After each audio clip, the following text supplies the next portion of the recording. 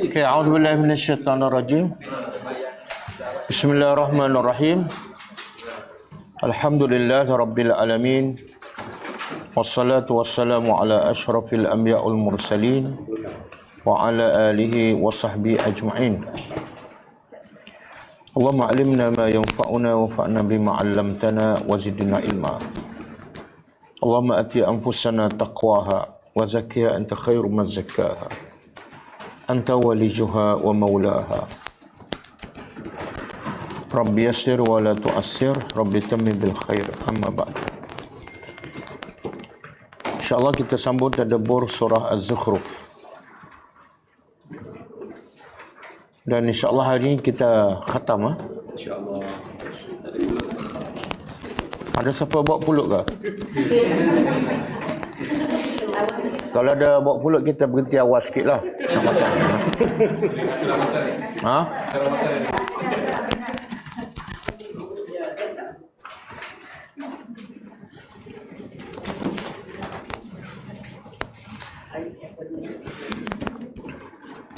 Okey, kita sambung ayat 85 kan? 86. Ada 4 ayat lagi. Sebelum tu kita tengok pengajaran ayat lepas. Ayat berapa?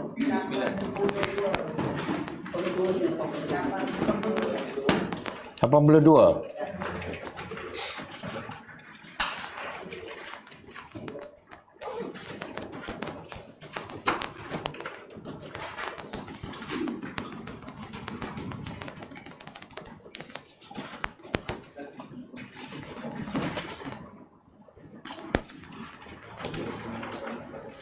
Okey, ayat 82. Auzubillahi minasyaitonirrajim. Subhana rabbis samawati wal ard. Rabbil arsy amma yasifun. Maksudnya, Maha Suci Tuhan yang pencipta, pemilik dan pengurus langit-langit dan bumi, dan juga pencipta, pengurus, pemilik arasy. Maha suci apa? Amma yasifun, daripada apa yang mereka sifatkan. Okey, pengajaran yang pertama.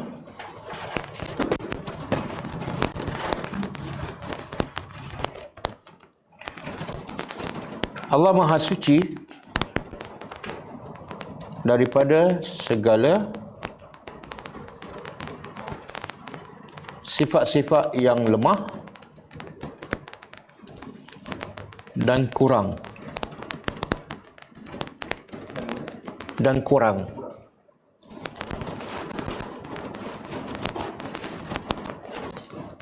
Bahkan Allah sentiasa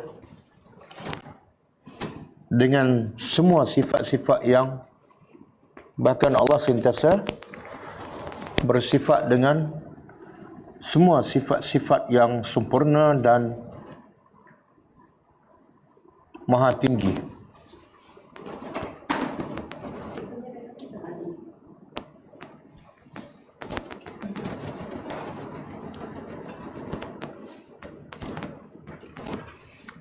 Yang kedua,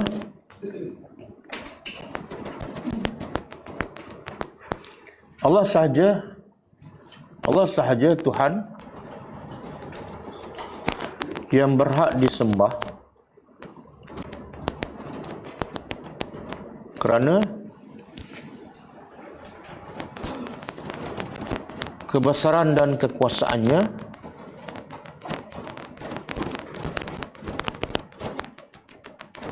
mencipta dan mengurus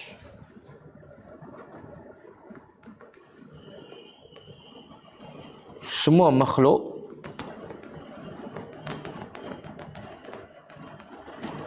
termasuk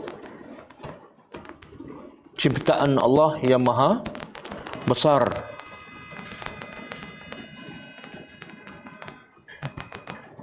iaitu arasy,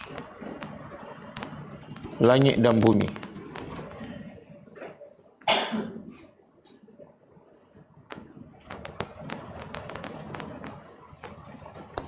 Okey, ayat 83.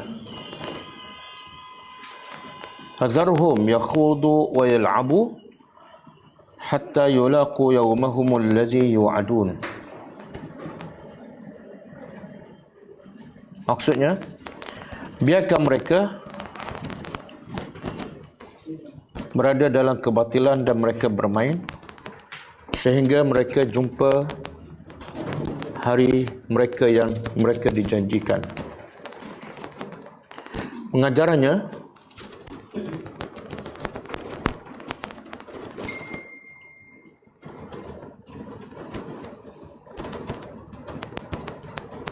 sifat degil dan sombong orang-orang kafir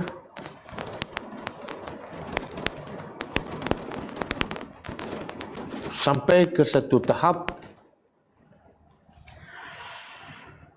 kita diperintah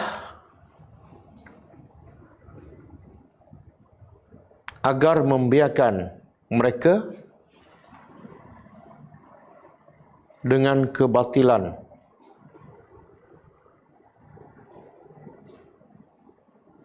dan kesesatan mereka.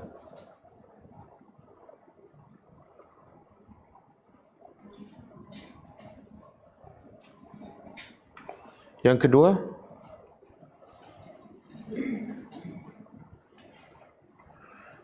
dunia hanyalah permainan dan senda gurau.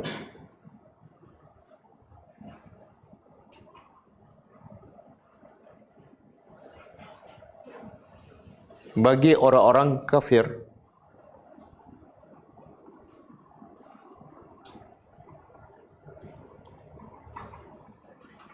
dan ia adalah tempat bercucuk tanam bagi orang-orang yang beriman.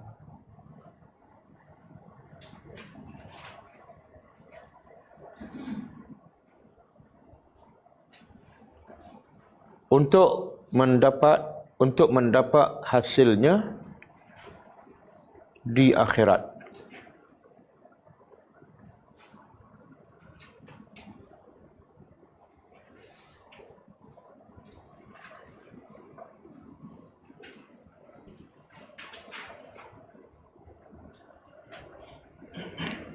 Okey, ayat 84.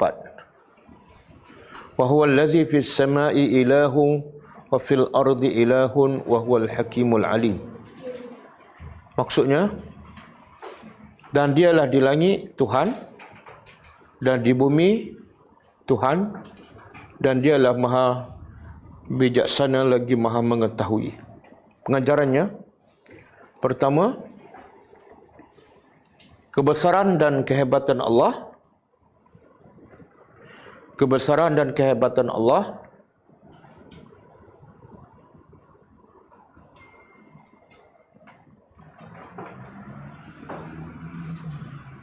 antaranya ialah Dia adalah Tuhan di mana-mana sahaja,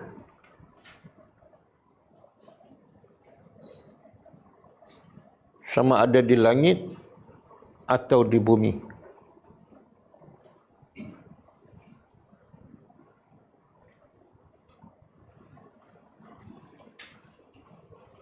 Yang kedua,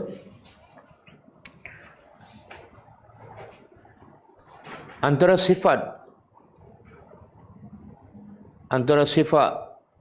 yang wajib ada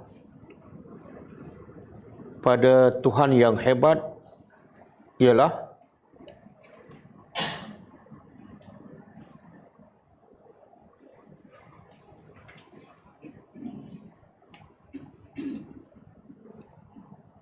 mempunyai ilmu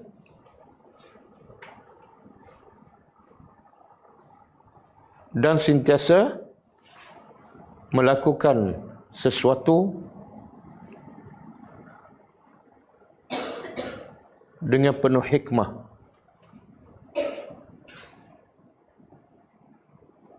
dan kebaikan untuk makhluknya.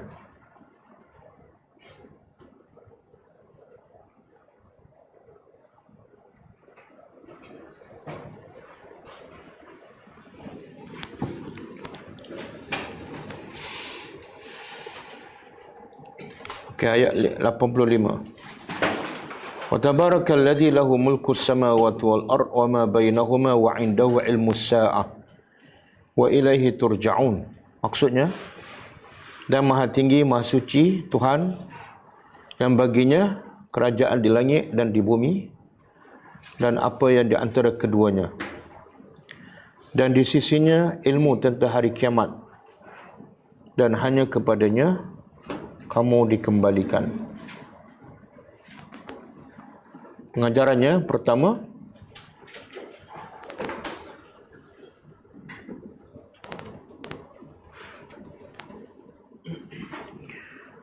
hanya Allah sahaja yang mengetahui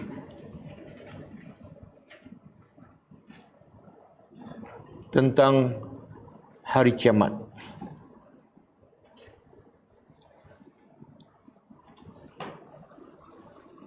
Dan Allah tidak memberitahu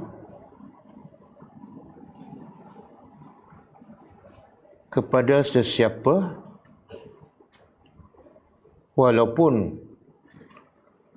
kepada kekasihnya Nabi Muhammad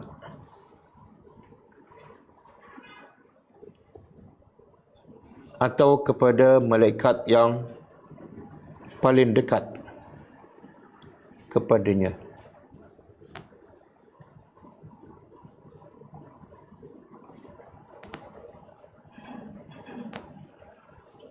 Okey. Yang kedua,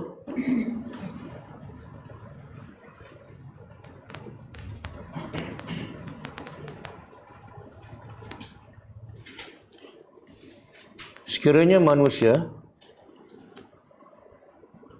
gerun dan takut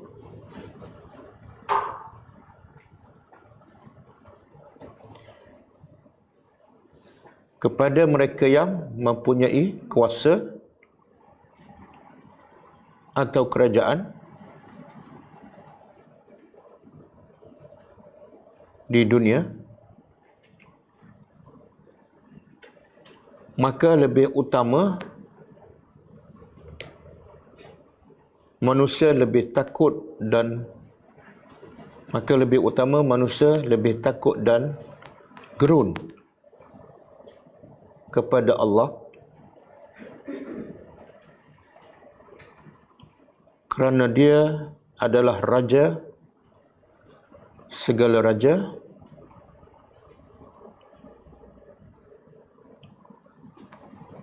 dan menguasai semua kerajaan yang ada di langit dan di bumi.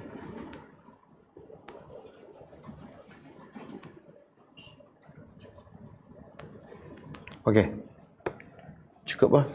Kita sama terdebur.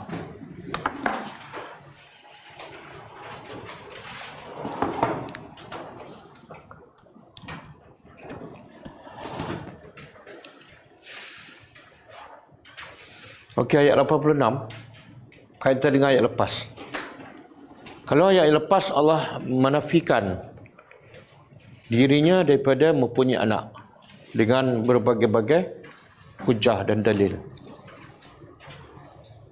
Maka ayat hari ini, ayat 86, Allah nak menafikan juga bahawa apa yang disembah selain daripada Allah mempunyai kuasa ataupun boleh memberi syafaat kepada penyembah.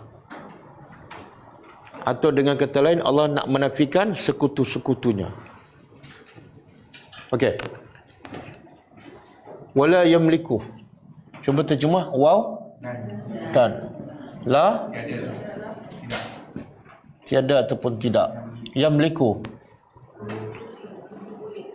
Memiliki. Dan tidak ada. Tidak memiliki.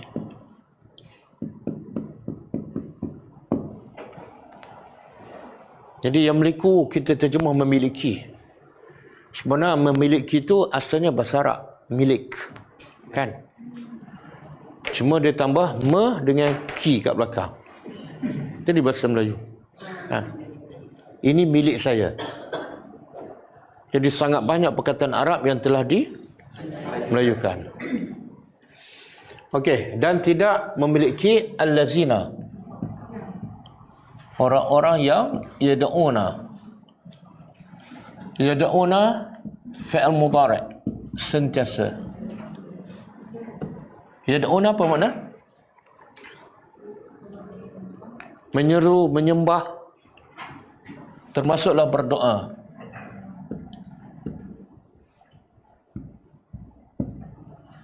Min dunihi, dari selainnya. Asy-syafa'ah,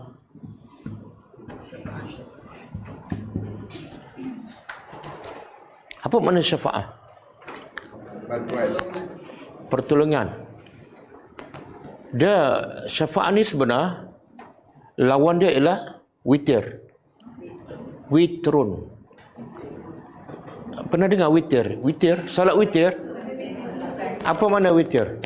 Ganjil. Jadi kalau witrun ganjil, kalau asy-syafa'u genap. Oh, baru tahu. Ada tak dalam Quran?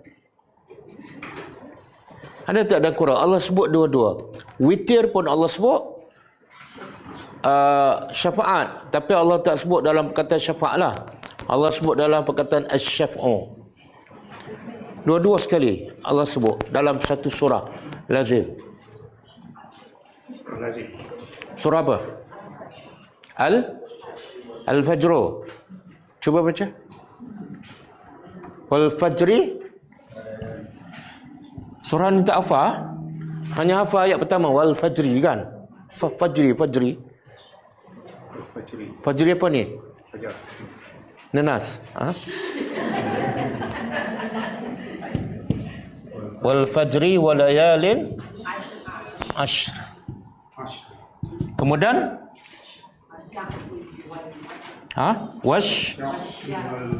wasyaf'i wal watri.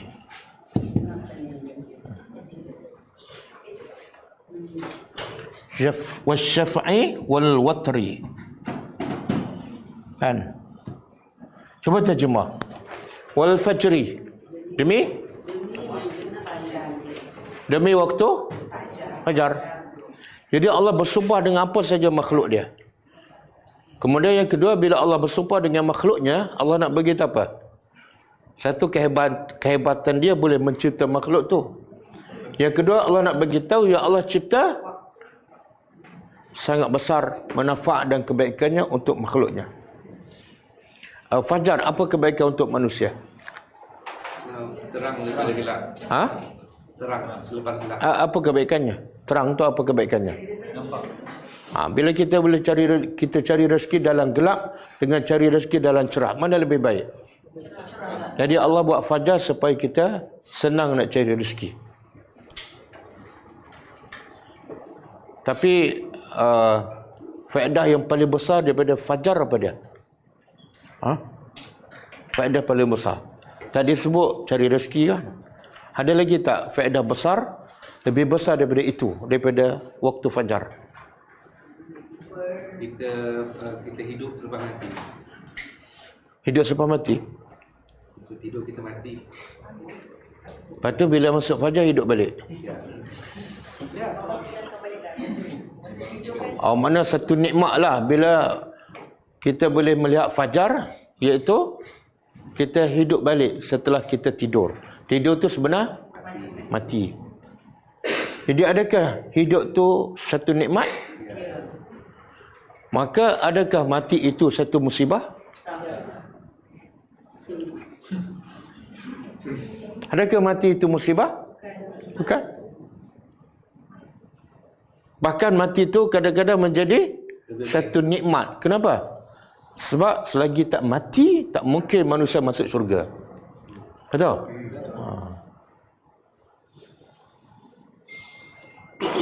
Sebab itulah ada diceritakan bila Nabi Ibrahim, mereka nak cabut nyawa dia, dia pun cakap pada Malakul Maut, Dia kata, mana mungkin kekasih nak cabut nyawa kekasih? Faham? Kan Ibrahim apa gelarannya? Kekasih Allah. Jadi dia kata, mana boleh kekasih nak cabut nyawa kekasih? Jadi mereka mak pun pergi report pada Tuhan. Dia kata, aku nak cabut nyawa, tapi Nabi Ibrahim cakap macam ni. Maka Allah pun beritahu pada malaikat, beritahu pada Ibrahim, mana mungkin kekasih tak nak jumpa kekasih? Hebat tak? Mana apa? Mati itu proses? Nak jumpa Allah. Betul bila Nabi wafat, Nabi dimaklumkan Nabi akan wafat, Fatimah sedih kan? Tapi lepas tu dia gembira senyum. Apa sebab? Sekejap sedih, sekejap senyum. You jadi ahli keluarga saya pertama jumpa saya balik. Nabi beritahu dia, kamulah ahli keluarga aku yang pertama akan mati selepas aku. Mana paling awal, paling cepat. Tiba-tiba Fatimah senyum, daripada menangis senyum. Pada berita tu berita apa? Panjang umur ke pendek umur? Macam mana boleh dia senyum? Ha? Sebab orang beriman, dia faham mati itu satu nikmat. Kan? Satu proses nak jumpa Allah, satu proses berhenti daripada kepenatan, keletihan mengejar dunia. Betul? Letih tak kejar dunia? Letih, tapi besok kejar lagi. Sampai bila ni kita kejar dunia? Sampai mati lah. Tak serik-serik. Okey. Yang saya nak beritahu, waktu fajar yang terbaik ialah salat fajar lah. Salat fajar tu, Nabi kata apa? Salat sunat fajar. Siapa solat sunat fajar 2 rakaat aja, maka ganjarannya lebih baik pada dunia dan segala isi. Solat sunat apa? Fajar. Sebab apa kita boleh solat sunat tu? Sebab ada fajar. Solat sunat zuhur tak dapat kelebihan tu. Solat sunat maghrib tak dapat kelebihan tu. Hanya 2. Yang kita keluar pagi balik malam cari dunia, dapat apa? Berapa ribu? Satu hari dapat? 5. Oh. Tapi saya yakin tak mungkin lebih daripada 1 juta satu hari. Betul? Tak mungkin lebih. 1 juta satu hari.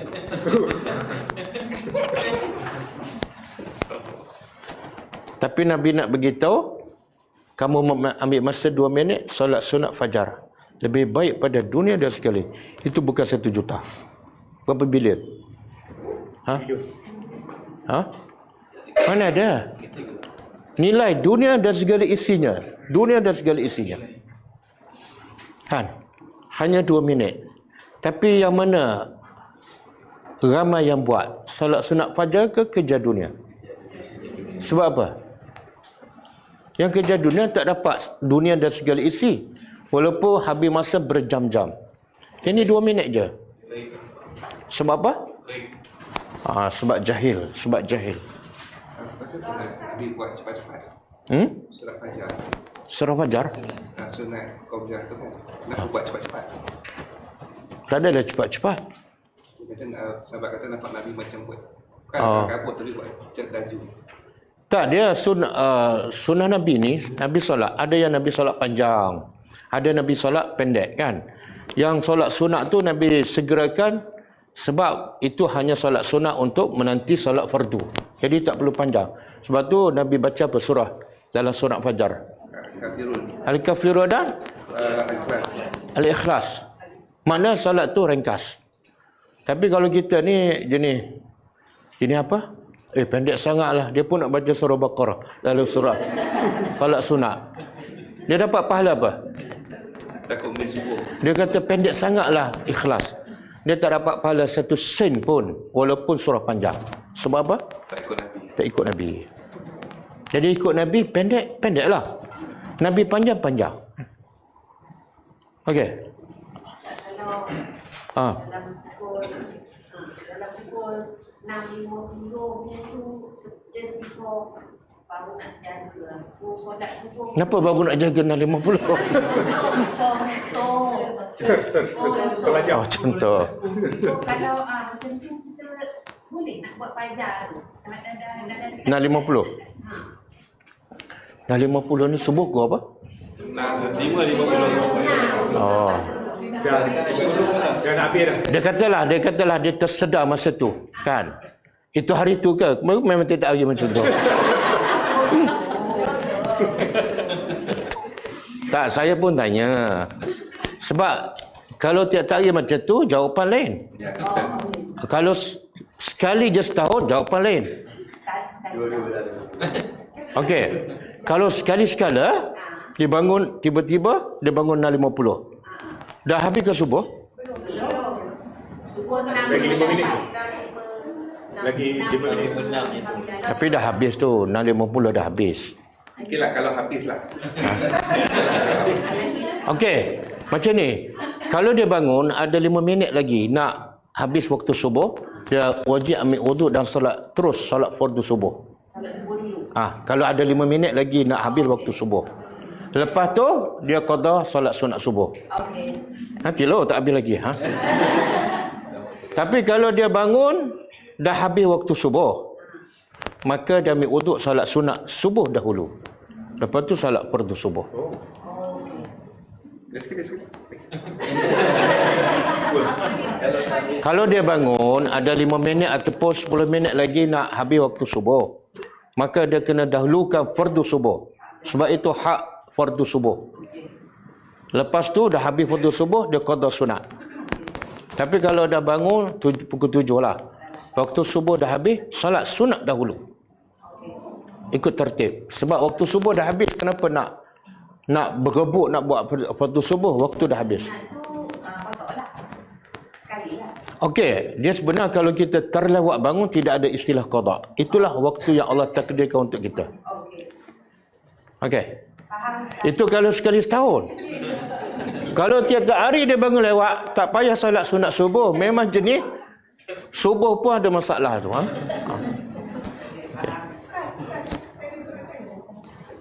Ini berkaitan fajar lah. Ada ke dalil yang mengatakan solat sedekah subuh tu adalah sedekah kebaikan kan? Tak ada dalil. Dia sebenar ada seorang ustaz, ramailah ustaz, tapi ustaz ni viral lah. Dia kata keutamaan sedekah subuh. Sebenarnya dalil dia macam ni. Nabi kata tidak ada setiap pagi seseorang itu melainkan dua malaikat akan berdoa. Setiap pagi malaikat akan berdoa. Satu malaikat akan berdoa pada orang yang infak. Nabi tak sebut infak waktu subuh. Infak Nabi sebut umum. Makna sepanjang hari itu, pagi ke tengah hari ke petang, dia infak. Maka malaikat tu akan berdoa pada orang tu, semoga Allah gantikan hartanya yang dia infak. Dan kalau orang tu sepanjang hari dia tak infak sebab kedekut, maka malaikat akan berdoa di waktu subuh, semoga Allah binasakan hartanya. Dalam hadis itu tak sebut langsung sedekah waktu subuh. Islam ni sangat simple dan mudah. Bila kita hakkan kelebihan sedekah waktu subuh, susah kan? Nak bagi kat siapa ni waktu subuh?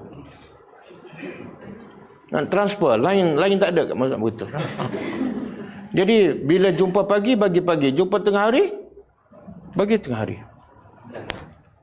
Okey, Ustaz, dua tengah tengah doa kan, yang makan doa kan. Tu dia lagi dia nasihat masalah.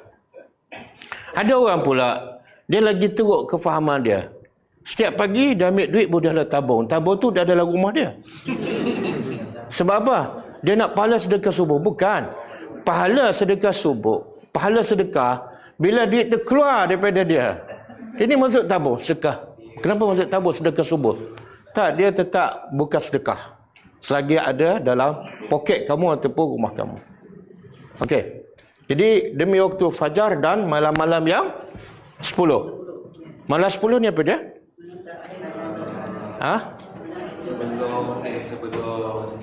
Sebelum Ulama beza pendapat. Ada kata 10 awal Zulhijjah.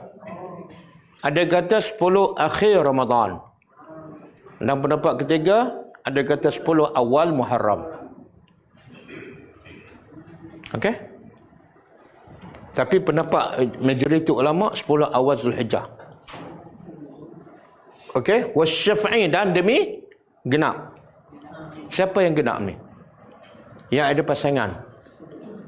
Allah cipta makhluknya berpasangan. Ada lelaki, ada perempuan. Ada gelap, ada cerah. Ada manis, ada tawar. Mani dengan tawar lah, kenapa mani dengan masam? Okey, wal watri, dan demi ganjil. Ganjil ni siapa? Allah. Allah tak perlukan pasangan. Jadi syafaat daripada perkataan asy-syafa'u. Apa kaitan syafaat di akhirat? Yang asal maknanya genap. Maksudnya ialah bila kita berada di akhirat, kita seolah witrun. Kita seorang-seorang, tak ada siapa boleh bantu kita, betul? Suami ke, harta ke, mak bapak ke, ustaz ke, kita seorang-seorang witrun. Tapi bila kita dapat syafaat, kita dah berpasangan. Itu makna syafaat. Okey.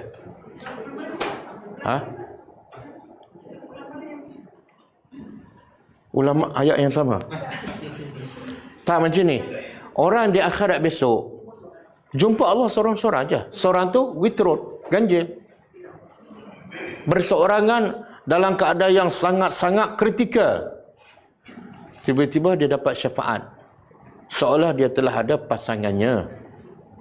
Pasangan itu dia panggil syafaat yang akan membantukan dia dan dia tidak lagi berseorangan. Okey. Yalah, bukan macam, memang pertolongan. Okey.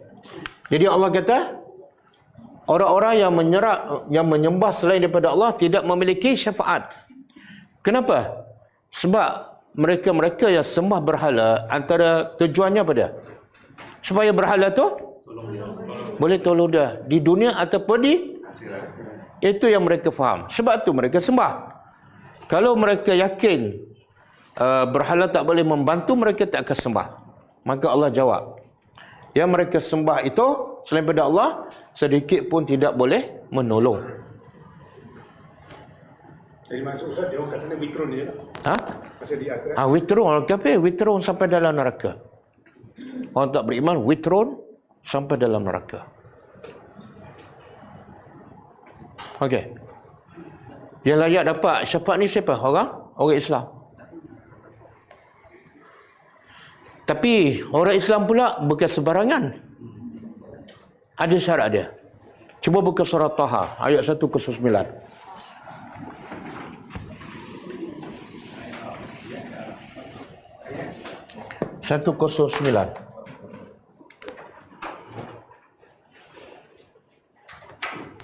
Apa dia ayat tu?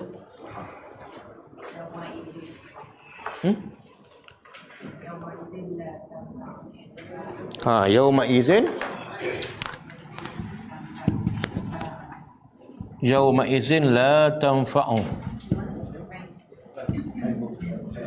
109 Taha. Surah Taha surah 20 ayat 109. La tanfa'u asy-syafa'atu illa man azina. Azina apa? Lahu Ar-Rahman wara qawla. Tengok, siapa nak syafaat di akhirat besok, dan semua nak. Tak ada siapa yang terkecuali.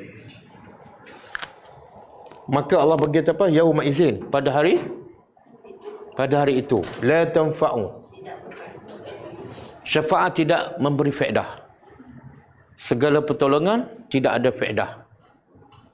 Kecuali man azina lahu. Orang yang diizinkan oleh Allah. Manakala Allah tak izinkan, dia tak akan dapat syafaat sampai bila-bila. Kemudian waradiyallahu qawla, dan diredai oleh Allah. Qawlan, perkataannya. Apa beza ni? Azina dengan radiyah. Dua kan?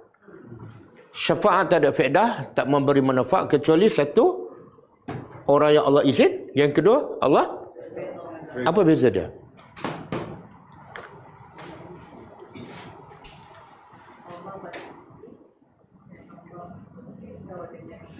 Dia ada, bila yang akan bagi syafaat ni siapa dia? Allah. Tapi Allah bagi kepada siapa? Untuk dia bagi syafaat pada orang lain. Antaranya Rasulullah, dan antaranya malaikat, kita belajar kan. Dan antaranya orang beriman juga. Mana orang ni yang nak bagi syafaat pada orang mesti dengan izin Allah. Nabi Muhammad boleh tak nak bagi syafaat pada sesiapa saja tanpa izin Allah? Tak boleh, walaupun dia Nabi Muhammad. Kemudian Nabi pula, Nabi tu dia boleh bagi tak pada sesiapa?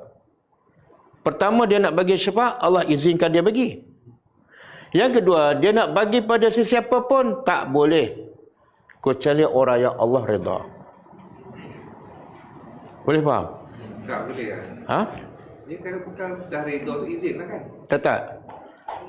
Redha subset izin kan? Nabi bagi syafaat pada umat dia. Nabi nak bagi mesti dengan izin Allah. Kemudian Nabi nak bagi pada siapa? Bukan sebarangan, orang yang Allah redha. Okey, saya izinkan awak bagi syafaat. Tiba-tiba nak bagi pada siapa? Dia pilih. Tak. Yang Allah redha saja kamu boleh bagi. Nah, ini kriteria lah. Ya. Macam orang bagi duit pada saya kan, saya bebas tak nak bagi pada sesiapa? Tak, kalau orang bagi duit pada saya, jadi hak saya bebas nak bagi pada siapa yang saya pilihkan, Qurani ke apa kan. Tapi bila Allah bagi syafaat pada Nabi ataupun bagi syafaat pada malaikat, Nabi tak sewenang-wenang boleh bagi pada sesiapa. Semua Nabi kena bagi orang yang Allah redha. Boleh? Jadi kalau nak syafaat Allah, syarat apa? Kena cari redha Allah. Kena jadi orang yang diredai oleh Allah.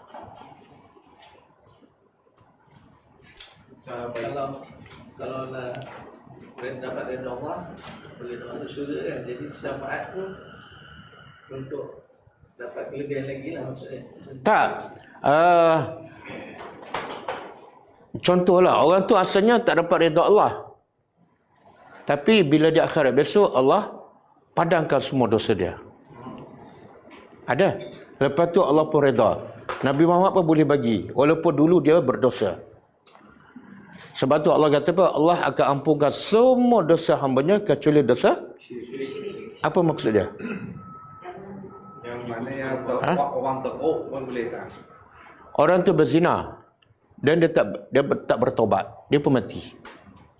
Di akhirat besok ada kemungkinan tak Allah ampunkan dosa dia? Ada. Walaupun dia tak bertaubat dekat dunia. Ada. Masa dia mati Allah redha tak? Taklah, sebab dia tak bertaubat. Tapi di akhirat besok terserah pada Allah. Allah nak ampun, Allah ampun. Tetapi kalau dia syirik pada Allah dan tak bertaubat, Allah ampun tak? Tak. Boleh faham? Ha? Kenapa pening? Yang lain semua faham? Maksudnya hanya Allah yang boleh upload keikhlasan kita lah.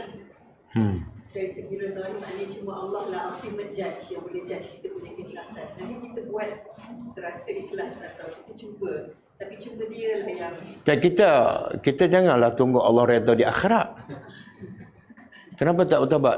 Tunggu di akhirat besok. Tak. Yang tak bertaubat di akhirat besok ni, mungkin Allah ampun, mungkin Allah azab. Itu pilihan Allah. Tapi kalau yang dah bertaubat kat dunia dan Allah terima, insya-Allah selamat.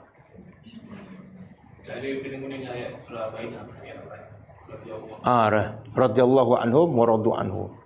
Dan saya pernah sebutkan macam mana cara nak dapat redha Allah kat dunia. Saya pernah sebut. Siapa ingat? Siapa tak ingat? Seorang je tak ingat, yang lain semua ingatlah. Bagi tahu sikit. Macam mana cara nak dapat redha Allah? Kalau dia buat benda ni, dia akan dapat redha Allah insya-Allah.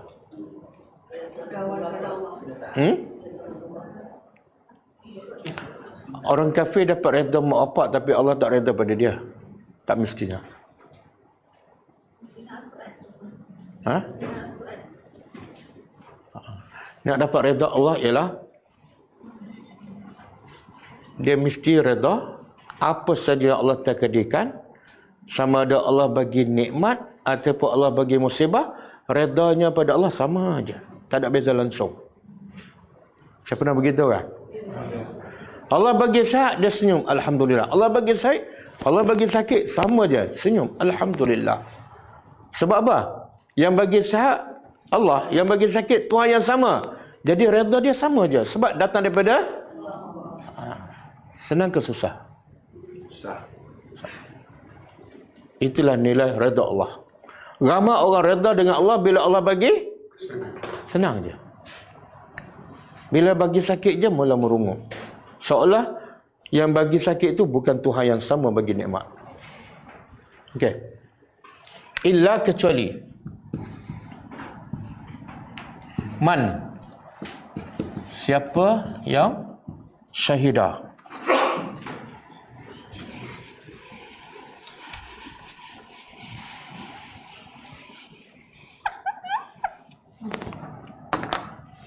syahidah pada bercakap benar ataupun yakin ataupun bersaksi bil haq, dengan yang hak. Hak ni benarlah. Wahum ya'lamun, dan mereka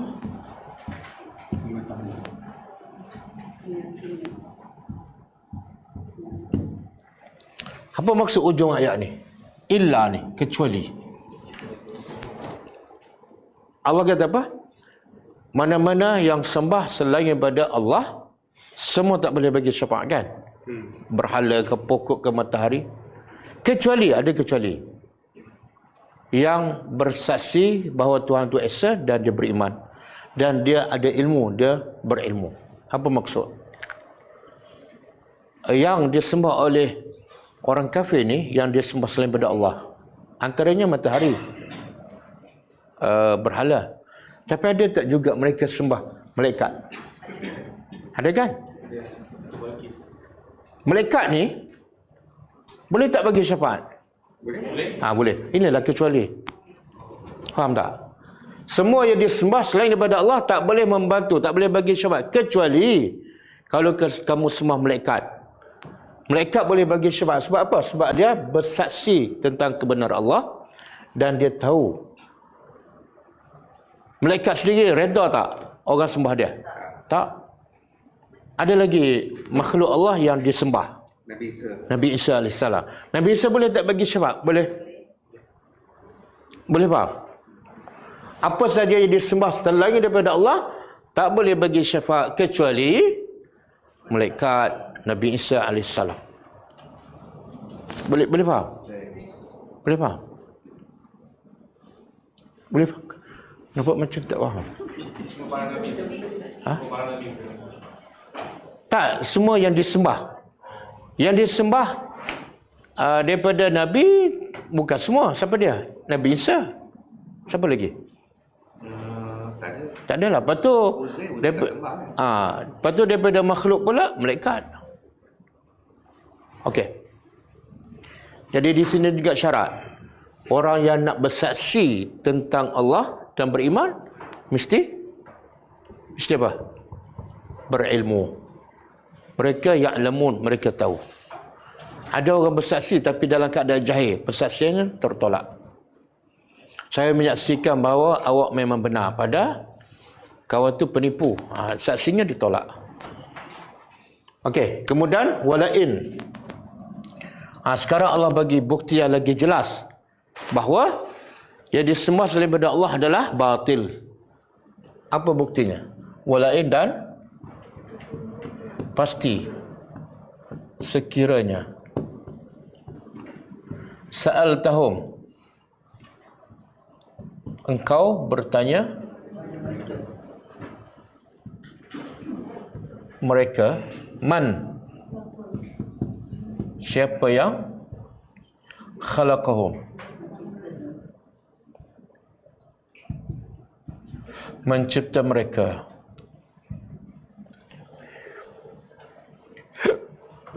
Allah kata apa ni? Kalau engkau wahai Muhammad bertanya mereka, mereka ni orang musyrik Mekah. Orang musyrik Mekah sembah apa? Berhala. Berhala. Tapi bila tanya mereka, siapa cipta langit? Apa jawapannya? Allah. La yaqulunna. Pasti mereka menjawab Allah. Maka Allah tanya, fa anna yufakun? Maka bagaimana ataupun macam mana yufakun mereka dipesongkan, dipalingkan. Apa maksud dia? Apa maksud? Mana mulut dia Cakap betul dah. betul tak dia cakap yang mencipta langit dan bumi, yang menurunkan hujan ialah Allah? Betul tak? Tapi perbuatan dia sembah tak Tuhan yang dia mengaku hebat? Tak sembah kan? Dia sembah apa? Jadi Allah tanya macam mana? Mulut mengaku Tuhan yang hebat, Tuhan yang cipta langit. Tapi bila dia sembah yang tak hebat. Pelik sungguh. Boleh faham?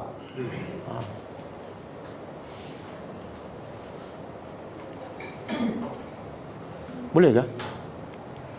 Saya bagi contoh. Bila kita tanya orang, siapa yang boleh tangkap kamu? Polis. Sebab apa? Sebab dia ada kuasa, dia ada pistol kan? Tapi lepas tu, dia buat patung, dia sembah patung. Dan polis cakap dia tak dengar. Faham? Mula dia cakap siapa yang hebat? Polis. Tapi perbuatan dia, polis cakap apa dia tak dengar. Tapi lepas tu dia sembah patung yang dia sendiri buat. Pelik sungguh. Jawapan lain buat lain. Boleh faham? Ramai tak yang pelik macam tu? Pelik tapi benar. Sepatut dia jawab apa? Bila ditanya siapa cipta langit dan bumi, sepatut dia jawab apa? Berhala dia. Kenapa dia tak jawab berhala? Sebab dia tahu berhala tu tak. Sebab dia tahu berhala aku yang buat. Jangankan nak buat langit, berhala aku buat dia. Macam mana berhala boleh buat langit? Aku buat dia. Pandai pula berhujah. Cuba buka surah Luqman ayat 26.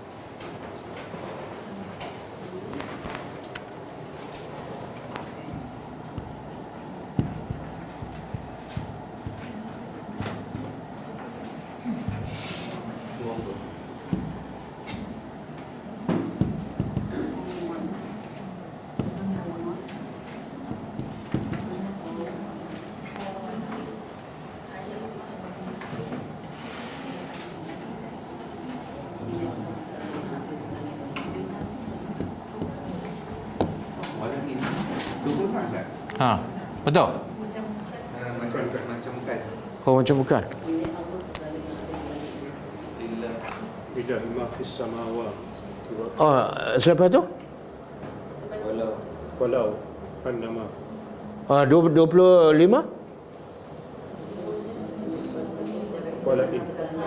25. Betul 25.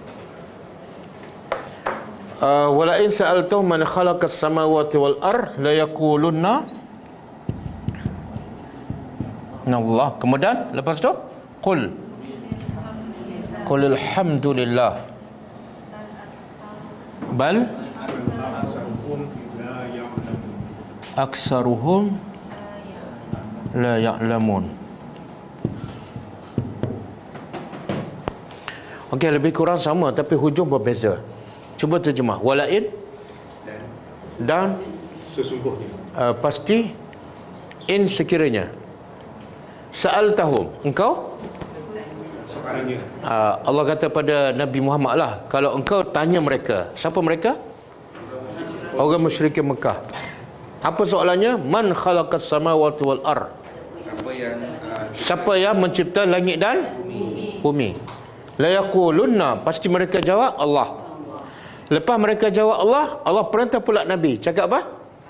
Alhamdulillah. Alhamdulillah. Kenapa Alhamdulillah? Betul lah tu. Ha? Pengakuan Dah sampai. Rasulullah dah sampai. Tapi mereka tetap sembah berhala. Kenapa Alhamdulillah? Kan Alhamdulillah ni kita sebut bila benda tu baik kan. Jadi orang kafir jawab yang mencipta langit dan bumi adalah Allah. Allah pun perintah Nabi, sebut Alhamdulillah. Apa kebaikannya? Apa kebaikannya? Menyiakan. Kebaikannya pertama, jawapan orang kafir itu mengesahkan bahawa Tuhan yang kamu sembah wahai Muhammad adalah betul, sah. Dia sendiri mengaku. Nabi ajak sembah apa? Allah. Dan orang musyrikin Mekah setuju tak Tuhan yang Nabi ajak tu adalah hebat? Setuju tak? Mana jawapan dia mengesahkan Tuhan kamu betul dan Tuhan mereka salah. Alhamdulillah. Boleh faham? Yang kedua, bila mereka mengatakan Tuhan yang disembah ialah Allah, proses untuk kamu berdakwah sebenarnya lebih mudah. Sebab ada sikit-sikit kewarasan. Lainlah kalau kata siapa cipta langit dan bumi, dia kata berhala. Itu jangan dakwah lah, buang masa. Boleh faham? Sebab itulah orang musyrikin Mekah, semua sahabat Nabi berasal daripada penyembah berhala. Sebab asasnya dia mengaku kehebatan Allah. Dia panggil tauhid apa ni? Tauhid apa ni? Tak, tauhid rububiyah. Tauhid yang mengaku Allah Rabb, pencipta. Dan logiknya kalau dia mengaku Allah sebagai pencipta, dia membawa kepada satu lagi tauhid. Tauhid iaitu hanya menyembah Tuhan yang satu. Sepatutnya. Kalau mengaku kat sini, bawa ke sini. Tapi bila mengaku rububiyah, tapi dia tak sembah Allah, pengakuan ni sebenarnya tipu. Sebenarnya sia-sia. Sebab itulah walaupun nampak dah betul Allah cipta langit, tapi bila dia tak sembah Allah, pengakuan tu tidak ada faedah langsung. Pengakuan Allah hebat mesti diikuti dengan sembahlah. Boleh faham? Macam saya tanya semua pelajar, Allah hebat tak? Mana lebih hebat dengan bos kita? Allah hebat lagi. Allah hebat lagi. Okey. Tapi bila bos kita tetapkan pukul 8 kena ada office, dan Allah tetapkan pukul 5.50 kena solat subuh, kita dengar yang mana? Dengar yang mana? Mulut cakap Allah hebat kan? Tapi akhirnya kita dengar cakap siapa? Ataupun kita dahulu cakap siapa? Kenapa diam? Bos cakap, kalau kamu nak bekerja kat sini, kena pakai uniform macam ni. Kita tak suka, tapi sebab kita perlukan duit, kita pun bekerja. Tuan pula cakap, kamu nak jadi wanita muslimah, kena pakai macam ni. Biasa kita dengar cakap siapa? Cakap bos ke cakap Allah? Kuat-kuat sikit, macam tak ada pengalaman je. Biasa kita dengar cakap Biasa kita dengar cakap bos masa muda-muda dulu. Kan? Kadang-kadang pakaian, ya Allah. Tapi demi nak duit kan? Tapi bila kita tanya, Allah dengan bos, siapa lebih hebat? Mulut jawab apa? Allah. Jawapan kita tu ada tak CP-CP dengan ni? Ada kan? Tauhid rububiyah, tapi uluhiyah?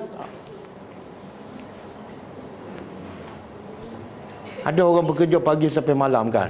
Betul? Allah tak pernah suruh kita solat pagi sampai malam. Allah hanya suruh solat 5 waktu je. Tapi ramai yang terbabas, perintah Allah ke perintah manusia? Perintah Allah. Tapi bila ditanya Allah ataupun bos yang hebat, siapa cipta langit? Allah ke bos? Bagus jawapan. Sebab tu Allah kata apa? Sebut alhamdulillah, bal aktsaruhum la ya'lamun. Kenapa mulut jawab lain tapi sembah lain? Sebab apa? Kebanyakan mereka jahil, la ya'lamun. Sebenarnya jawapan mereka itu sebenar, menunjukkan mereka jahil.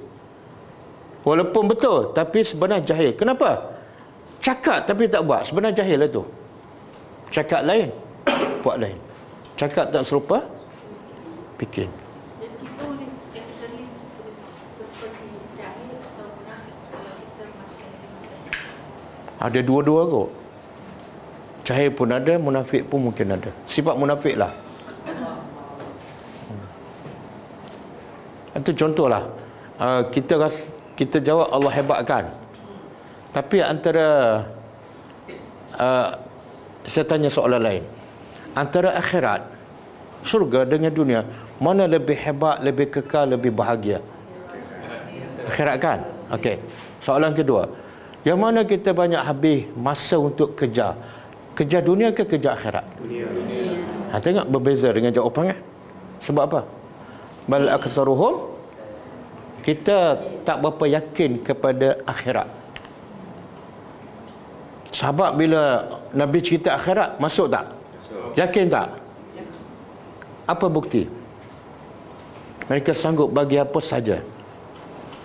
Kerehatan, umur, masa, harta, hijrahlah. Sebab mereka yakin. Mereka jual bagi dunia semua untuk dapat yang lebih baik. Khairun wa abqa. Yakin. Okey. Kita pergi ayat seterusnya. Waqilihi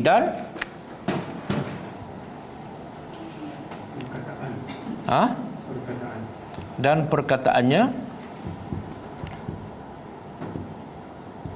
ya Rabb,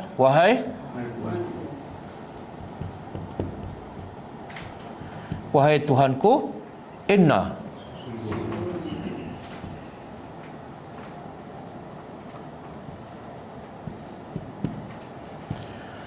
sesungguhnya haula'i, mereka itu ke mereka ini? Oh, dia terjemah itu. Siapa dia belajar bahasa Arab sini? Dia kalau itu apa, kalau ini apa? Kalau itu ulaikal muflihun. Tapi kalau ini haula'i. Tapi dia terjemah itu ke? Itu. Oh, ada ini. Ada yang terjemah ini. Itu lebih tepat. Itu lebih tepat. Wahai Tuhan, sesungguhnya mereka ini adalah kaum bahasa Arab, bahasa Al-Quran, tapi dah jadi bahasa Melayu. Kaum la yu'minun, tidak beriman. Siapa ni? Siapa yang tak beriman ni? Yang bila ditanya siapa cipta langit, dia jawab Allah. Sebenarnya jawapan tu bukan sebagai bukti mereka beriman. Kalau bukti mereka beriman, apa dia? Dia tak sembah berhala. Tak sembah berhala. Dan di sini juga menunjukkan apa? Bukan semua pengakuan tu adalah sama dengan dalam hati. Ada ayat Quran Allah kata, afatu'minuna bi ba'dil kitab wa takfuruna bi ba'd.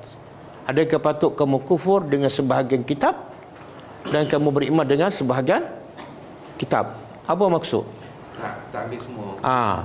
Kalau kita beriman ada 6,000 ayat, kita beriman 542. Kita beriman 5,099 ayat.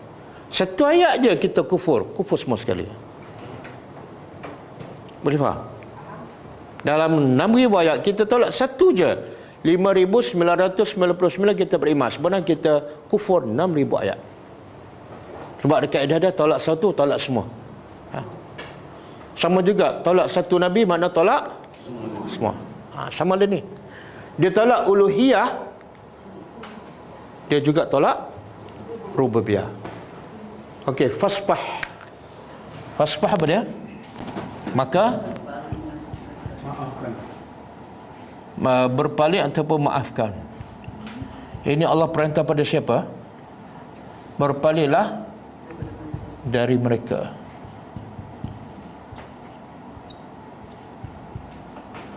Waqul, dan katakanlah, katakanlah pada mereka salamun. Dia terjemah selamat tinggal ke? Selamat tinggal? Selamat tinggal.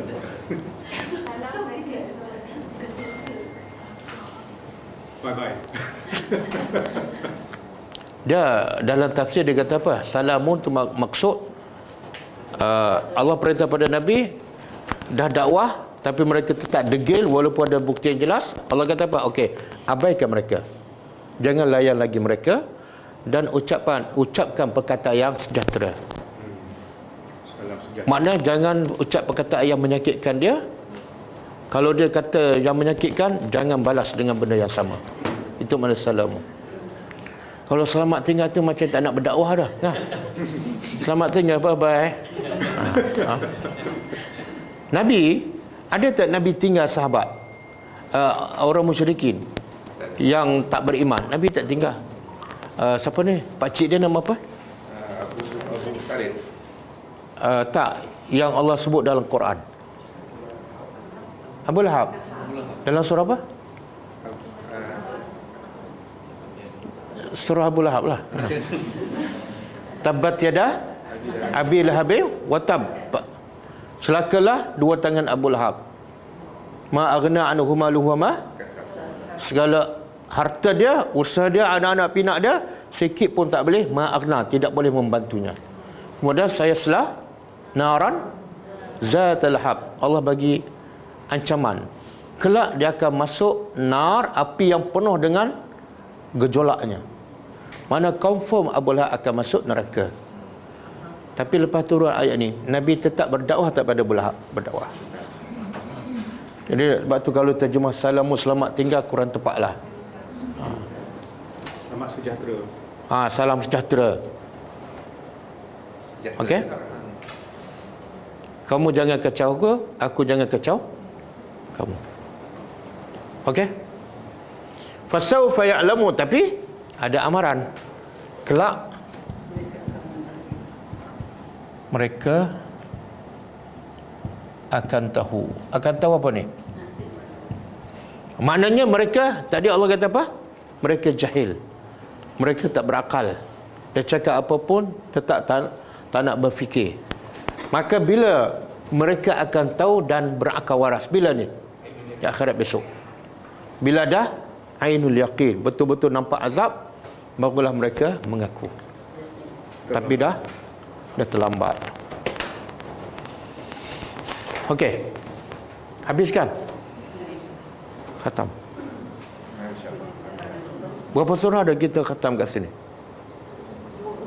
2. Tapi tak pernah buat jamuan kan? Itulah. Pelik sikit kan? Dah 2 kali khatam tak ada jamuan. Ya, kali ketiga baru buat. Oh, kali ketiga. Oh, kalau nak tunggu kali ketiga, lepas ni kita kena pilih surah pendek je. Kalau tak takut tak sempat.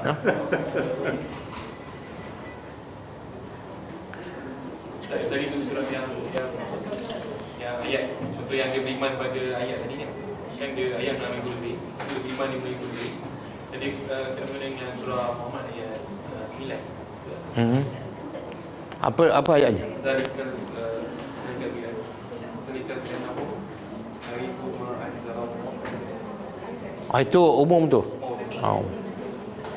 Yang Allah mencela orang yang beriman sebahagian ayat dan kufur sebahagian ayat. Cuba buka surah ni, surah Al-Baqarah.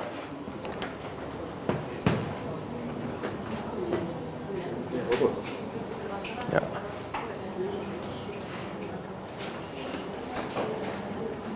Surah Al-Baqarah ayat 85.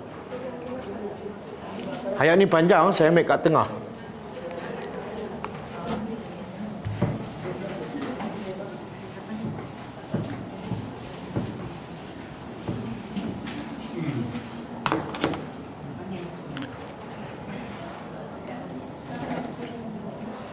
Saya ambil kat tengah. Mula daripada sini.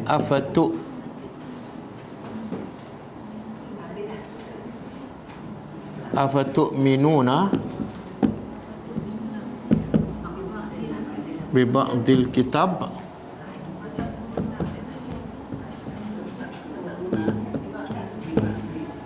wa takfuruna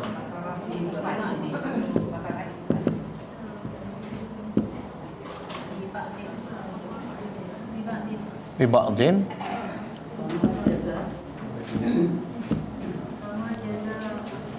fama jaza'u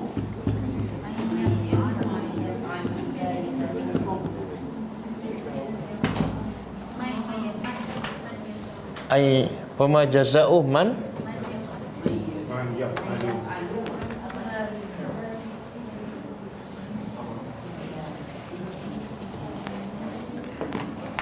yaf'alu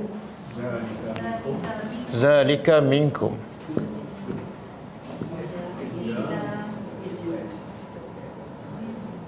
illa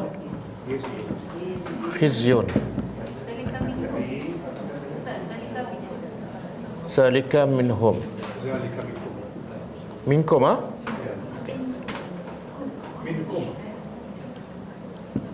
illa khizyun fil hayati dunya wa yaumil qiyamah. Okey. Cuba tengok maksud dia. Ni dia panggil huruf istifham. Untuk apa? Untuk mencela. Adakah patut tu'minuna, kamu beriman bi ba'dil kitab, dengan sebahagian. Adakah patut kamu pilih yang kamu nak, yang kamu suka, kamu beriman, kemudian wa takfuruna, dan kamu dengan yang lain, kamu kufur sebahagian yang lain? Adakah patut? Makna Allah nak mencela siapa yang beriman dengan agama ikut suka dia. Ramai tak? Bak solat dia rujuk Quran, tapi bak kerjaya dia rujuk orang ramai. Ramai kan? Bak puasa dia ikut Islam, bak hari raya dia peraya kan?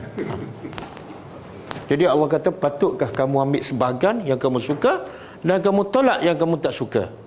Allah bagi ancaman. Fama jaza'u, maka tidaklah balasan siapa yang buat macam tu, ambil separuh, tolak separuh, di kalangan kamu, illa khizyun, kecuali kehinaan fil hayatid dunya. Orang macam ni kat dunia hidup dalam keadaan hina. Orang musyrikin hina tak? Mulut dia cakap Tuhan mencipta langit, tapi amalan dia tolak. Akhirnya mereka hina, kalah dalam peperangan bersiri dengan Rasulullah. Pembesar-pembesar dia mati dibunuh. Jadi siapa-siapa yang ambil agama separuh dan tolak separuh, kat dunia dia hidup dalam keadaan hina. Dan di akhirat besok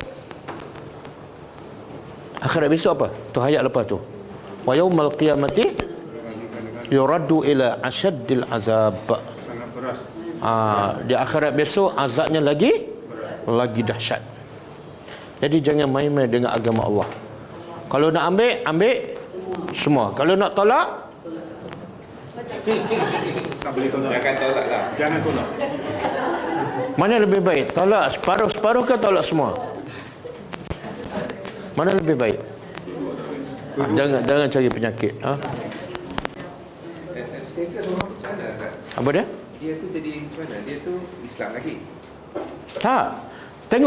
Tengok bahasa Al-Quran. Allah kata kamu beriman dengan sebahagian. Lepas tu Allah guna perkataan apa? Takfuruna. Apa makna takfuru? Kufur. Dia bahasa dia macam ni. Kalau sepatutnya lah Adakah patut kamu beriman dengan sebahagian dan kamu tidak beriman? Allah tak guna perkataan kamu tak beriman. Allah guna perkataan apa? Allah nak bagi tahu apa tu? Sebenarnya walaupun beriman sebahagian, kamu dah kafir.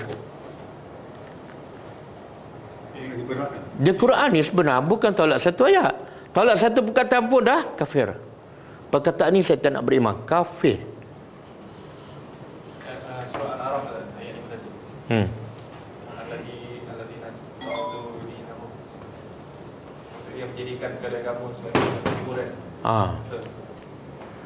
Dan ada satu lagi ayat yang Allah kata apa? Wahai orang beriman, masuklah ke dalam Islam keseluruhan.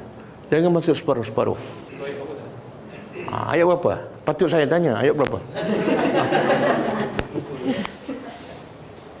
Surah Al-Baqarah.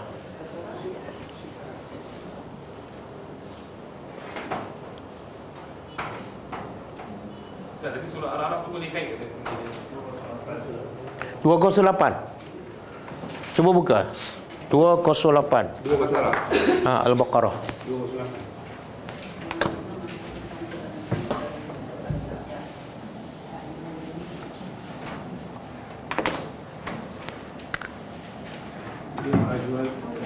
Ya ayyuhallazina amanu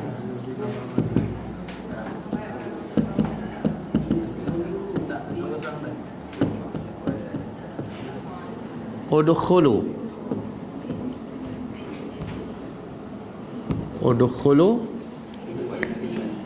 bis-silmi kafah wala tattabi'u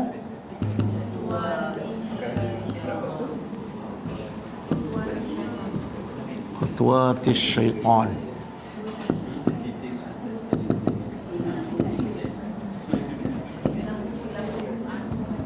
Inna lakum aduwwun mubin. Okey, ayat ni menghuraikan ayat tadi. Surah Baqarah ayat apa tadi? Tak yang tadi. Ya Allah kata, adakah patut kamu masuk agama separuh dan ayat 185. Oh 85. Okey.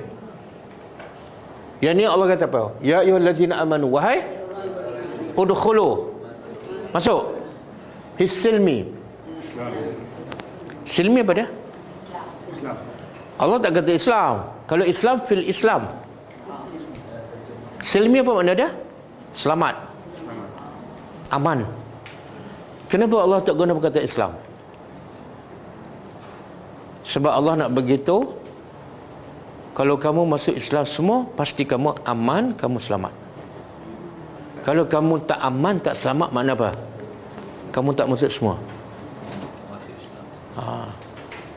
Kan Allah kata, siapa yang ikut petunjukku, hidayahku, dia tidak sedih, tidak takut kan? Bila ada sedih, ada takut tu, cek. Dia masuk Islam semua ke separuh-separuh? Masuklah Islam kafah, keseluruhan.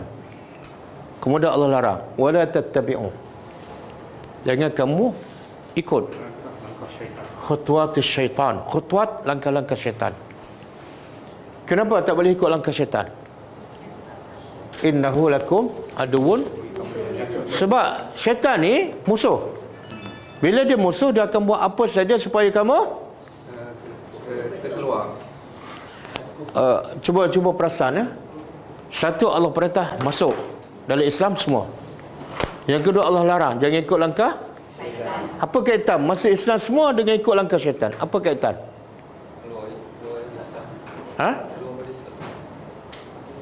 Tak. Masuk Islam ke semua, tiba-tiba Allah larang jangan ikut langkah syaitan. Apa langkah syaitan tu? Langkah syaitan ialah kamu tak ikut Islam keseluruhan. Itu langkah syaitan. Oh, bab solat kita ambil lah, tapi bila dalam masjid ikut cara Islam, luar masjid bulan Ramadan ikut cara Islam, lepas hari raya syaitan kata apa? Sekali setahun je kan. Boleh faham? Jadi siapa yang tak ikut Islam keseluruhan, itulah sebenar langkah-langkah syaitan. Okey.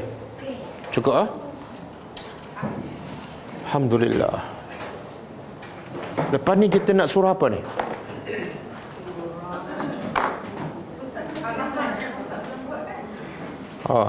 Saya pilihlah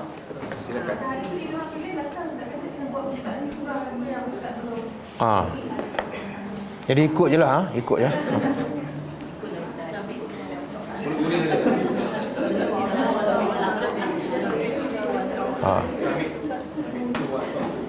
Jangan sami'na wa ata'na surah apa je, tapi tapi isi surah tu sami'na tak ada pula. Insya-Allah. Ar-Rahman rasa dah. Tak.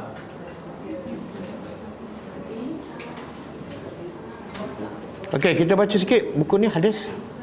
Hadis surat 7 hari ini hadisnya 21.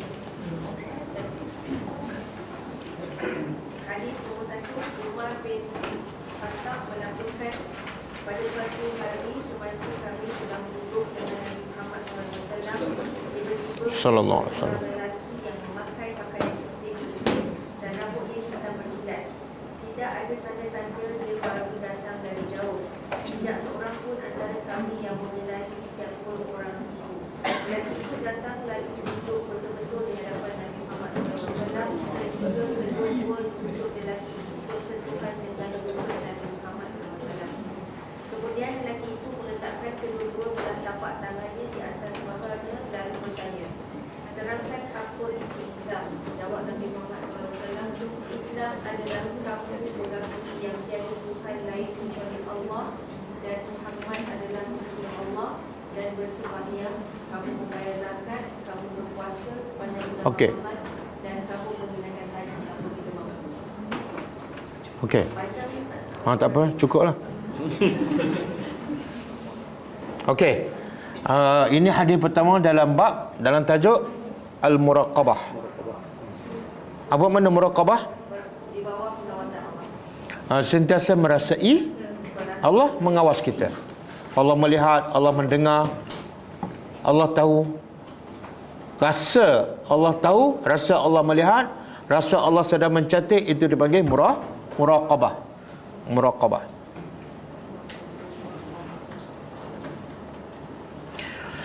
Okey, hadis pertama yang disebut sini ialah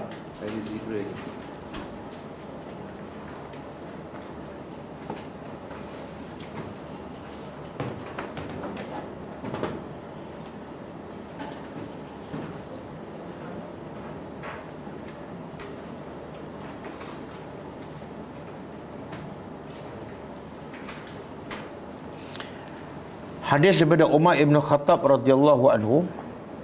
Kata Umar, "Bainama nahnu julusun inda Rasulillah sallallahu alaihi wasallam." Kata Umar, ketika kami sedang duduk bersama Rasulullah sallallahu alaihi wasallam.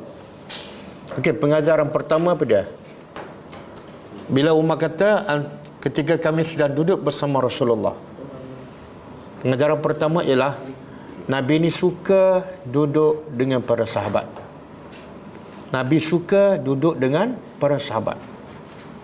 Nabi duduk buat apa? Sembang. Lepak. Mana ada lepak Nabi?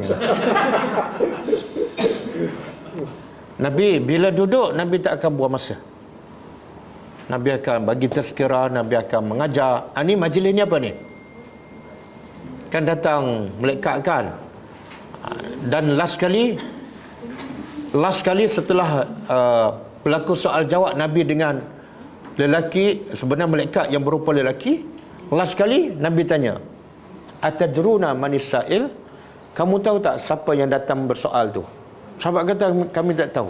Kenapa semua sahabat tak kenal? Sebab orang tu macam daripada luar kawasan. Tak kenal. Dia pertama, orang muka tak pernah dilihat. Dan nak kata dia musafir, tak ada tanda musafir. Kan orang musafir tanda kusuk masai kan, berdebu, tak bersih, putih je.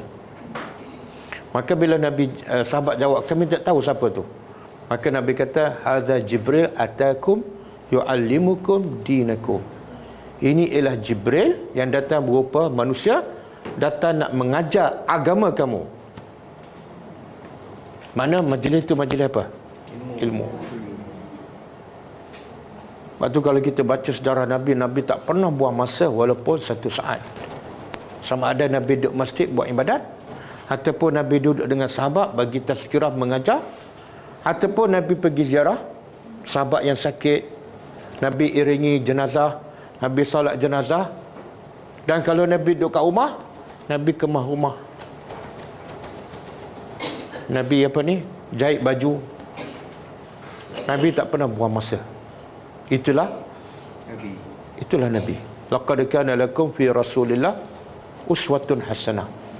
Allah bersumpah, pasti sesungguhnya pada Nabi ada ikutan terbaik. Antara ikutan Nabi ialah Nabi tak pernah bersembah kosong. Maknanya Islam mengajar kita benda yang paling mahal dalam hidup ialah masa. Sebab tu Allah bersumpah dengan wal asri, demi masa. Semua manusia rugi. Kenapa masa benda yang paling mahal? Sebab tak Kenapa? boleh hilang. Tak boleh Masa ganti. berlalu. Tak boleh ganti. Ada satu lagi sebab. Masa benda yang paling mahal dalam hidup manusia. Satu lagi sebab. Kita dalam kerugian. Sebab kita nak buat amal soleh, untuk jadi pahala kita perlukan masa. Betul tak? Jadi masa tu modal untuk kita berniaga dengan Allah. Sebab itulah bila mati je, ada lagi masa nak buat. Apa orang mati minta? Apa orang mati minta? Kembali. Minta masa lah tu. La'ali a'malu salihah. Ya Allah, balikkan aku semula, bagilah masa untuk aku beramal soleh yang dulu aku buang. Bila kita akan rasa masa adalah harta yang paling bernilai bila mati. Semua minta nak balik untuk beramal soleh. Tak ada seorang yang mati yang Allah rakam dalam Quran minta balik nak lepak semula, ataupun nak balik nak jumpa isteri, ataupun balik nak sambung bisnes. Tak ada seorang pun. Sebab dia tahu harta yang paling mahal ketika itu ialah masa. Jadi orang beriman tahu nilai masa. Tapi sekarang seolah masa benda yang tak ada nilai. Bersembang kosong, termenung. Betul tak?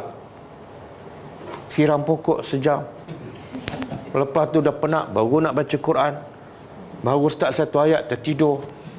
Pernah tak siram pokok tertidur? Tak pernah kan? Tengok syaitan. Sebab tu salah satu cara syaitan menipu kita supaya jangan faham Al-Quran apa dia? Salah satu, dia suruh kita buat kerja dunia tu. Sampai penat-penat letih, baru berazam nak buka Quran. Tapi bila buka, baru berazam nak tidur. Betul kan? Mana jarang kita rancang masa segar, masa fresh, masa pagi, masa tak sibuk dengan dunia, kita pilih waktu itulah nak baca Quran. Biasa tak? Kita ditipu oleh syaitan dengan menggunakan masa. Okey. Jadi tolonglah masa ni, walaupun 1 saat, betul? 1 saat. Kita sebut apa? Subhanallah wa bihamdihi subhanallahil azim. Tak sampai 1 saat je. Apa kelebihannya? Memberatkan timbangan kita. Walaupun 2 patah, walaupun 1 saat. Jangan buang masa. Okey. Lepas tu?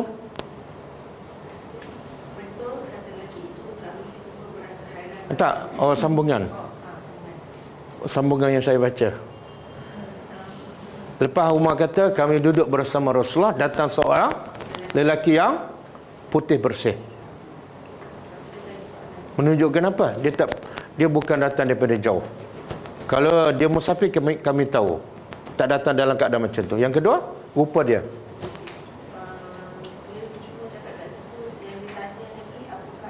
Tak, rupa Jibril datang tu. Rambut hitam. Rambut hitam. Putih bersih. Lepas tu Dia duduk dekat dia duduk dekat depan Nabi. Dia kata lutut belaga lutut. Sebenarnya itu adalah adab belajar. Kena duduk dekat dengan guru. Dan ada sebut dalam hadis, dua tangan Jibril letak di atas dua paha.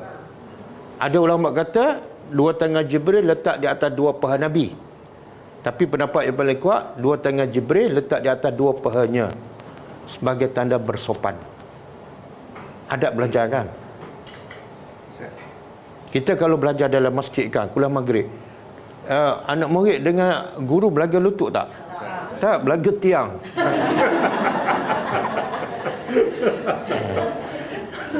Tiang sana satu, tiang sini. Itu bukan belajar, itu main-main. Sebab itulah kuliah maghrib dah 10 tahun, 20 tahun, seorang ulama tak keluar daripada masjid tu. Betul? Sahabat belajar ni, Jibril datang sekali, tapi keluar ulama, sahabat yang hebat, walaupun belajar tak lama. Sebab apa? Antaranya adab belajar. Okey, apa dia? Adakah termasuk adab tu pakai style, sikat rambut, baju? Tak, kemas dia lah, kemas. Jangan lebih semak daripada ustaz. Kemaslah, kemas. Pakai yang bersih. Itu pakai yang bersih kan, Jibril datang. Okey, lepas tu? Lepas tu yang kita tanya soalan, Jibril tanya Nabi kan, apa dia? terangkan Islam itu apa? Sebenarnya Jibril datang ni nak belajar ke nak mengajar? Mengajar. Nak mengajar kan? Kalau nak mengajar, kalau dia nak mengajar Nabi, sepatut siapa yang bertanya soalan? Nabi lah. Kenapa Jibril bertanya? Dia nak tengok sekali faham ke tak? Tak. Salah satu teknik mengajar yang berkesan ialah guru tanya pelajar. Pasal tu Ustaz selalu tanya Memang saya belajar daripada Jibril lah tu. Kenapa? Guru kena bertanya. proses pemikiran. Supaya pelajar fokus dan berfikir untuk menjawab. Kalau guru masuk-masuk start baca kitab, lepas tu baca tasbih kafarat. Lepas tu tanya belajar apa tadi? Okey. Oh, tak perasan lah ustaz. Sebab apa? Dia satu hala kan. Itu teknik mengajar yang bagus. Kita bertanya. Biar pelajar berfikir dan pelajar dah lemah nak jawab, baru dia, ustaz kami tak boleh jawab. Boleh tak tolong jawab? Masa tu dia bersedia nak mendengar. Teknik mengajar. Apa dipanggil? Sekolah? Tak ada satu istilah tu. Dogi apa tak tahu. Pedagogi. Pedagogi kan.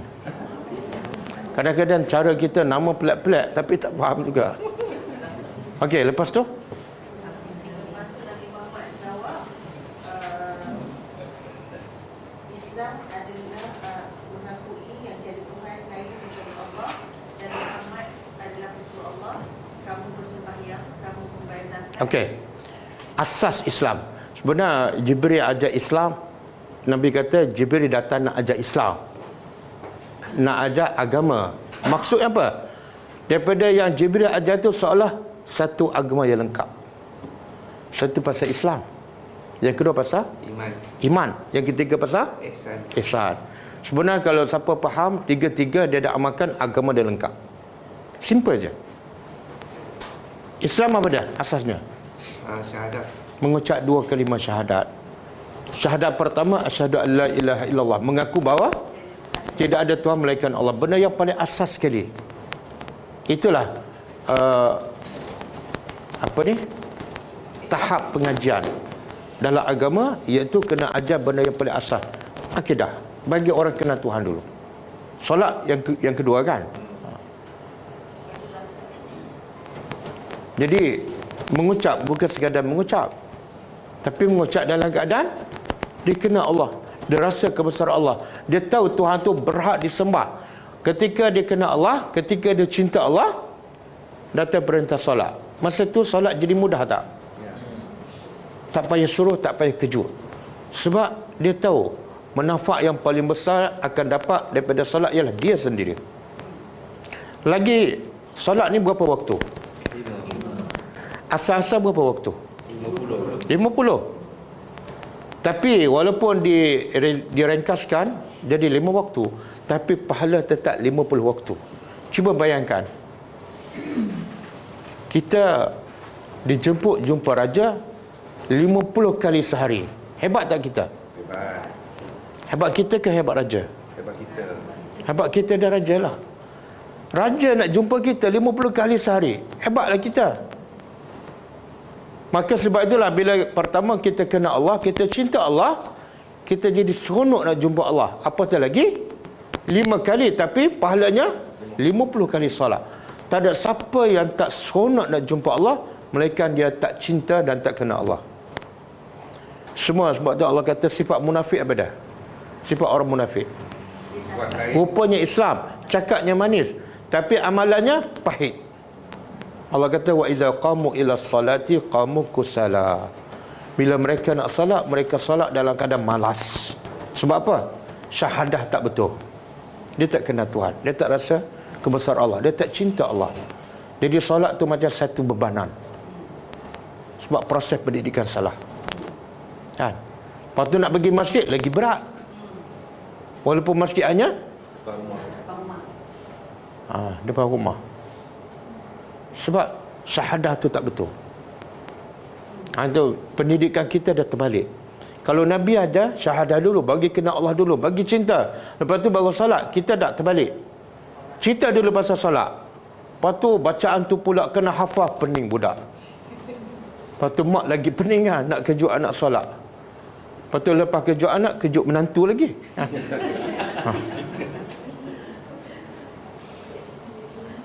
Boleh? Dan syahadah yang kedua apa dia? Nama Muhammad. Muhammad. Kenapa disekalikan? Kenapa tak cukup mengucap syahadah asyhadu an la ilaha illallah sahaja? Kenapa mesti ada wa anna Muhammadar Rasulullah? Kenapa? Dia tolong explain.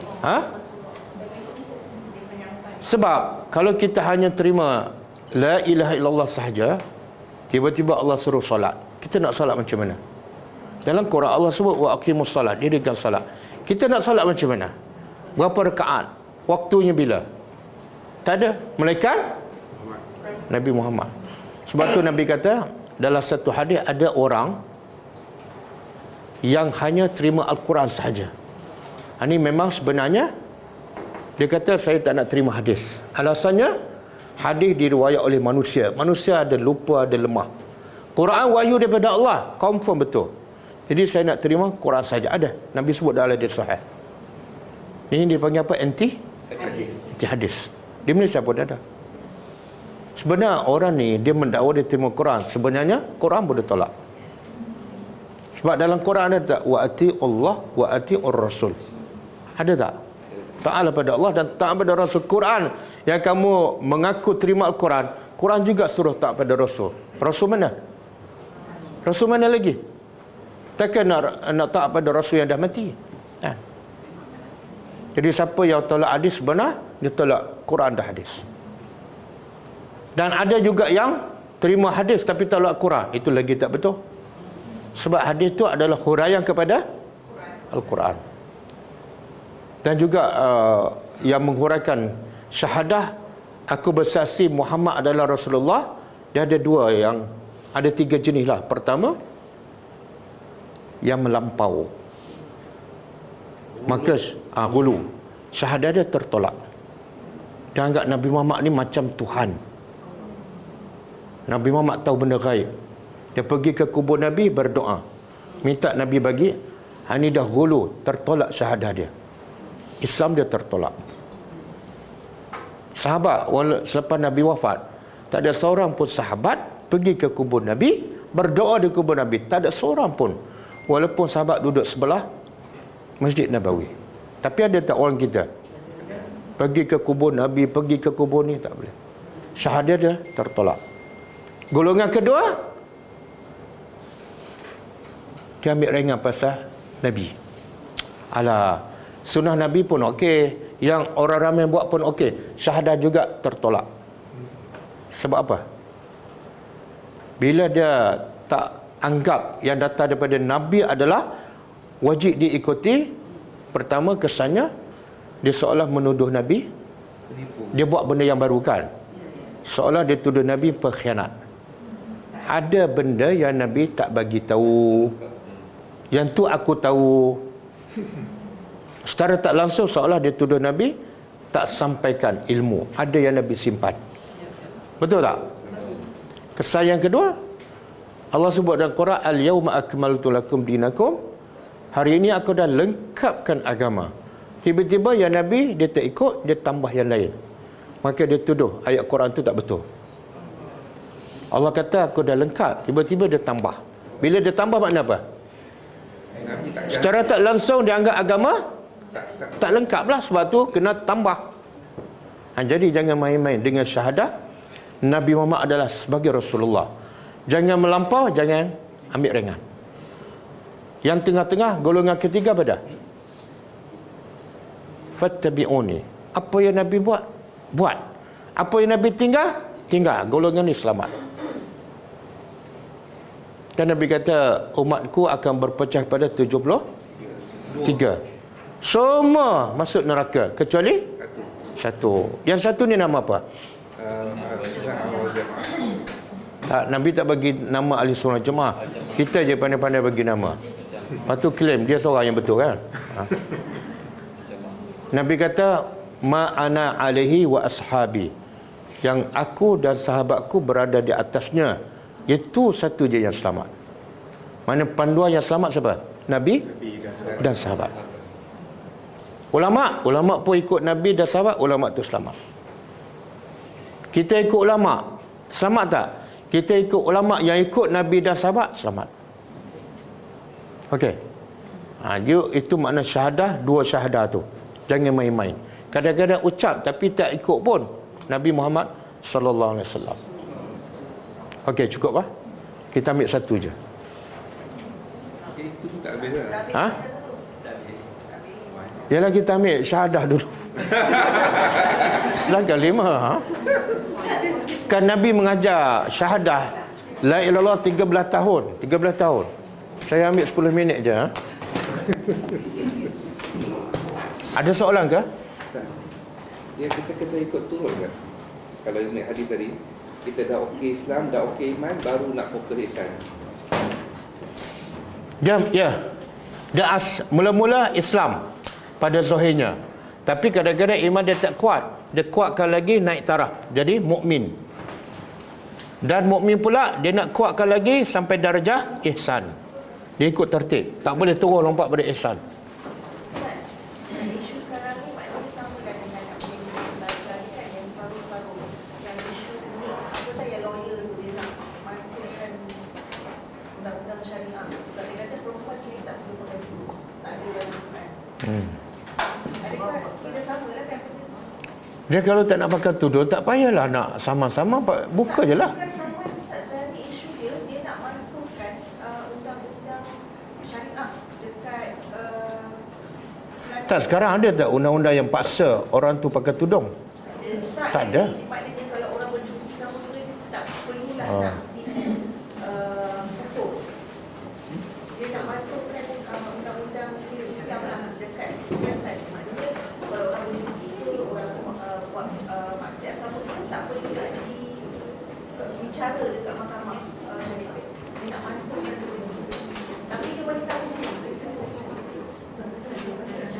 Biasalah tu. Ya, sebab tu Allah sebutkan manusia ada 3 golongan. Satu orang bertakwa. Yang kedua orang rupa di Islam, solat tapi munafik. Yang ketiga kafir. 3 je? 3 je. Dalam awal surah Baqarah. Yang beriman ni zahir beriman, dalam hati pun beriman. Itu orang beriman. Yang kafir ni zahir kafir, dalam batin pun kafir. Itu clear kafir. Tapi ada golongan ketiga. Zahirnya Islam, dalamnya nifak. Ini golongan ni. Nampak macam Islam, nampak macam solat, tapi dia lah perusak dalam agama. Siapa yang paling jahat antara Abu Jahal dengan Abdullah bin Ubay? Siapa yang solat? Abdullah bin Ubay. Siapa yang berjihad? Abdullah bin Ubay. Siapa yang bersedekah? Siapa yang masuk neraka paling bawah? Abdullah bin Ubay. Rupanya Islam. Jadi kita berdoa semoga Allah bagi hidayah padanya dan dia terima Islam keseluruhannya. Wallahualam. Okey, cukup lah. Ada soalan lain? Ada. Hari Isnin ni ada kelas di Bukit Jelutong. Ya?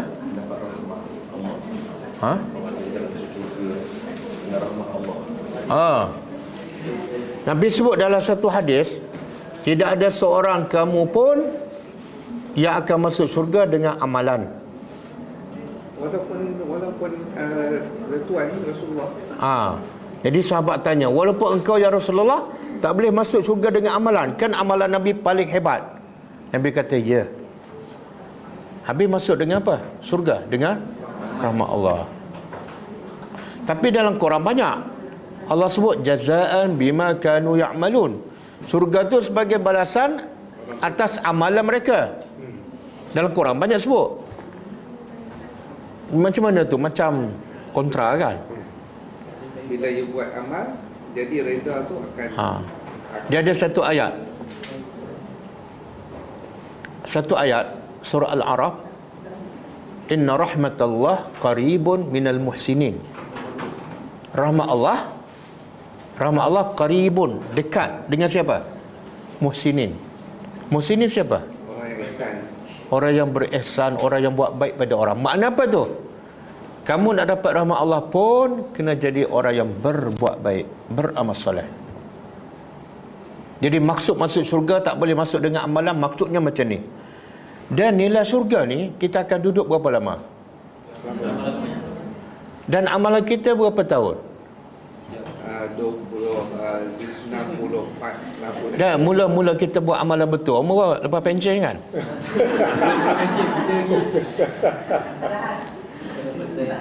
Katalah 10 tahun kita beramal, insya-Allah betul ikut sunnah kan?